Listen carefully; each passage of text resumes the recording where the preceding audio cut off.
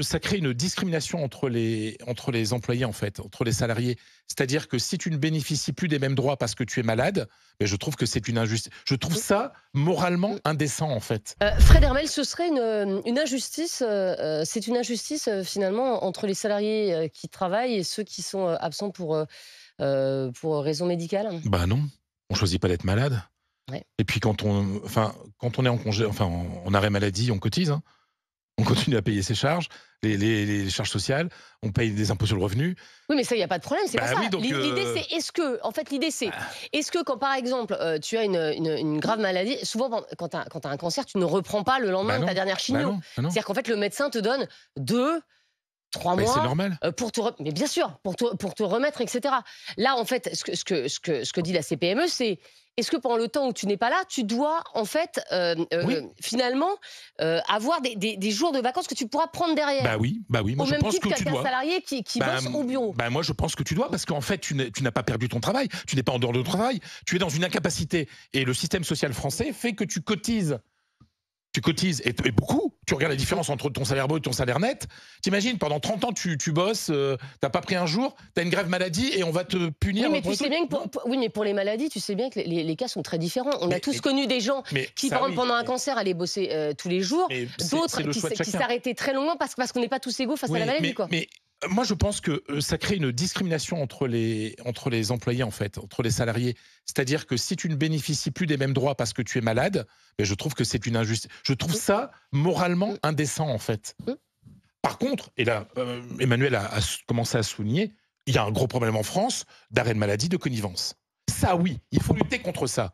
Mais et moi, je suis bien sûr totalement opposé à ce qu'un salarié ne puisse pas bénéficier de ses congés. C'est le mettre en dehors du système, le mettre en dehors de l'entreprise. Donc non, non, moi je trouve la décision de la Cour de cassation très, très logique.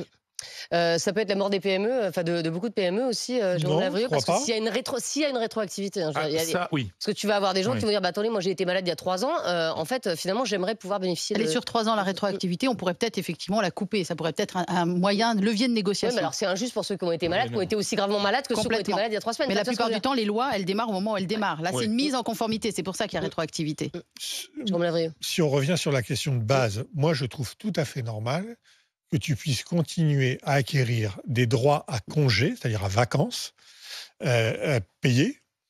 C'est 4 semaines plus une de congés payés quand on est salarié, si ma mémoire est bonne.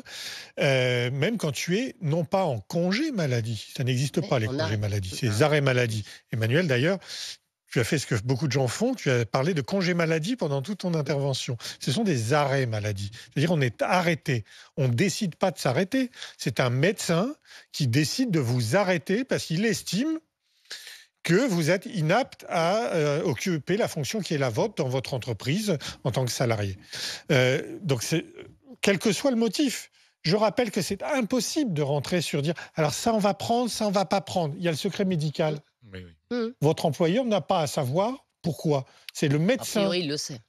Tu le dis toujours à ton employeur. Mais je suis désolé, quelqu'un qui est victime des conséquences du sida, il n'a pas à déclarer que c'est parce qu'il est victime des conséquences du sida qu'il est en arrêt maladie pendant cette période parce que le traitement fait que physiquement, il ne peut pas aller travailler. C'est pas à l'employeur de le savoir. Je prends un cas extrême, mais qui existe sans doute. Et discriminant. Et si vous avez un certain type de cancer, vous n'avez pas envie que la secrétaire du patron soit au courant que vous avez ce type de cancer. Donc il faut, le secret médical, il doit être absolu. Et ça n'est pas aux gens qui respectent la règle d'être victimes du fait qu'il y ait des arrêts maladie de complaisance. Exactement. S'il y a des arrêts de maladie de complaisance, on lutte contre les arrêts maladie de complaisance, y compris contre les médecins qui délivreraient ces arrêts maladie de complaisance.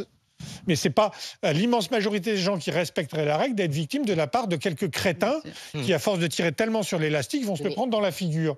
Donc moi, je pense, et je conteste cette idée de la CGPME de dire que ça va être la mort de l'entreprise. On nous rebat les oreilles. C'est un dangereux Des mec PME, de droite libéral. Je te parle pas des multinationales. Non, non, mais je parle des PME. C'est un dangereux mec de droite libéral, comme dirait Perico Légas, qui a cette position. On nous rebat les oreilles tous les jours que c'est difficile de recruter, que c'est difficile de trouver des employés, que c'est difficile de les conserver. Tu penses que si on dit aux gens, mais attendez, dès qu'il vous arrivera un moment difficile dans votre vie, on ne parle pas d'un rhume, hein, Dès qu'il vous arrivera un petit moment difficile ou un gros moment difficile, nous, on s'en fout. On ne veut plus entendre parler de vous, pas le droit à congé payé, Mais dans ce etc. cas-là, on a qu'à Vous pensez que les mois pour la retraite aussi, les gens tant qu'on y qui est. vont rester, mais c'est le même principe que l'assurance. Moi, toute ma vie, Estelle, j'ai payé de l'assurance contre l'incendie. J'ai jamais eu d'incendie dans ma maison. Je vais continuer à la payer quand même. Non, mais c'est injuste par rapport à ceux qui ont déjà bénéficié 3 fois d'une indemnité pour l'incendie. Je te donne un exemple. Si tu te casses le bras, oui. On est d'accord que tu peux quand même, excuse-moi, tu as le bras cassé, mais tu peux peut-être quand même continuer à vivre ta vie normale. Mais si tu es manutentionnaire, bien sûr, tu ne peux pas faire ton métier. Voilà, Attends, on est d'accord ou pas? Mais si tu as le bras cassé, rien ne t'empêche, si tu as, par exemple, ta grand-mère qui habite en Bretagne, d'aller passer ta convalescence en Bretagne et de pêcher, si tu t'es cassé le bras gauche, avec la main droite, pendant un mois. Tu vois ce que je veux dire? Donc en fait, quelque part, évidemment, un cancer, bien sûr, voilà, c'est terrible et tout. Mais si tu te casses le bras, tu peux pas faire ton métier pour X ou X raison, mais que ça t'empêche pas de vivre et que tu es quand même en très bonne santé et que tu peux très bien aller faire plein d'activités, etc. Mais alors, tu peux très bien vivre. Si tu habites à Paris, tu as très bien le droit d'aller faire ta convalescence en Bretagne. Rien ne te l'interdit. Non, mais tu as des heures de sortie. Et qu'est-ce que ça pose comme problème? Mais c'est quoi le problème? Dans ces cas-là, en fait, si tu te casses le bras, tu peux pas faire ton métier, mais tu es quand même bien portant. Tu n'es pas malade quand tu te casses le bras. On n'est pas obligé d'être au lit en train de vomir. Non, mais tu n'es pas malade. Voilà. Et donc, en fait, tu continues à cotiser pour tes congés, alors que pendant le mois où, mettons, tu vas pas pouvoir faire ton boulot, tu peux très bien être en vacances. Tu vois ce que je veux dire? Et donc, il y a quand même une petite injustice pour le mec qui, lui, continue à trimer. Je te parle de casser le bras, pas d'une maladie, hein, on est d'accord. Et qui lui continue à ça trimer. fait mal de se casser le bras quand même. Oui, ok, mais à trimer, à porter des cartons, etc. Alors que toi, tu peux être dans ton transat dans le sud de la France, à glander. Ça pose question. Encore une fois, je ne parle pas d'un cancer. Je ne parle pas d'une maladie. Et je suis d'accord avec toi, Estelle, tu as entièrement raison. Je ne parle pas d'un truc où tu es alité. Là, il va falloir vraiment embaucher plein de médecins pour savoir qui peut faire quoi ou pas, etc. Tu réagis. Mais prenons l'exemple de ce cas que tu viens de dire, du mec qui s'est cassé le bras et qui va aller dans sa maison de campagne, dans son château, imaginons. Bon, en général, les manutentionnaires ont pas vraiment de château en Bretagne. Très bien. C'est injuste pour son collègue qui va bosser dans l'entrepôt de stockage qui continue à travailler jusqu'au jour où son collègue se cassera le bras aussi. Voilà. Qu'est-ce qu'il dit qu'il ne s'est pas cassé le bras parce qu'il a des troubles neurosquelettiques? Non mais ça d'accord. Et qui te dit qu'il ne s'est pas cassé le bras parce qu'il était au ski? Et que c'est une conséquence de ça. Et que s'il n'avait pas ça, en tombant au ski, il ne se serait pas cassé le bras. Peut-être qu'on peut voir au cas par cas. Ça va être compliqué. Mais c'est toujours au cas par cas, puisque c'est le médecin qui dit que tu es inapte à ton travail. Si moi, je suis présentateur radio et que je suis gaucher, j'ai le bras droit qui est dans le plâtre, je trouverais tout à fait normal que je ne sois pas en arrêt maladie. Puisque mon bras droit dans le plâtre ne m'empêche pas d'appuyer sur le micro et de parler et voire de taper sur l'ordinateur. Mais si je suis magasinier, c'est un métier suffisamment difficile, on ne va pas me faire venir alors que j'ai le bras droit, même si je suis gaucher, et que je ne peux pas travailler. Donc, c'est au médecin de dire si c'est possible ou pas. Ce n'est pas une règle qui doit être applicable à tout le monde. Et le principe, c'est qu'il n'y a pas de rupture du contrat de travail pendant que tu es en arrêt maladie. Donc, les effets de ton contrat de travail continue à perdurer, même quand tu es en arrêt maladie. Alors, notre invité sur ce débat, c'est Jean-Eudes Duménil. Il est secrétaire général de la CPME, la Confédération des petites et moyennes entreprises, qui lance cette pétition. Bonjour Jean-Eudes Duménil. Bonjour. Et merci beaucoup d'être avec nous. Alors, on se pose beaucoup de questions sur cette pétition. Alors, je ne sais pas si vous avez entendu le débat, mais tout le monde est contre vous. Et personne ne comprend, en tout cas, autour de ce plateau. J'ai beau essayer de faire l'avocat du diable, personne ne me suit. Personne ne comprend ce que vous voulez. Le terme diable est relatif quand même. Oui, tout à fait, je suis d'accord. Je vous expliquerai bien volontiers la position. En fait, j'ai entendu un certain nombre de choses qui me gênent parce que c'est pas la vérité. Je m'explique. Quand un salarié est en arrêt maladie, bien entendu, il est tout à fait logique et normal, et personne ne remet ça en cause, qu'il puisse être pris en charge pendant cette période-là, évidemment. Bien sûr. Simplement, ce qu'il faut bien avoir en tête, c'est que pendant qu'un salarié est absent, il est pris en charge par la sécurité sociale. Il touche les indemnités journalières de sécurité sociale.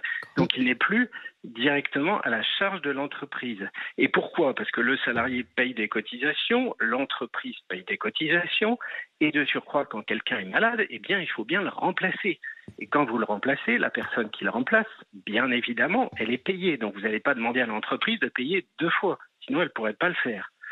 Ça, c'est le premier point qui me semble très important. Le deuxième, c'est que si on revient un peu à la base, qu'est-ce que c'est les congés? Les congés, Ce sont des gens qui travaillent et qui ont besoin de se reposer après leur travail. C'est bien pour ça que ça a été mis en place.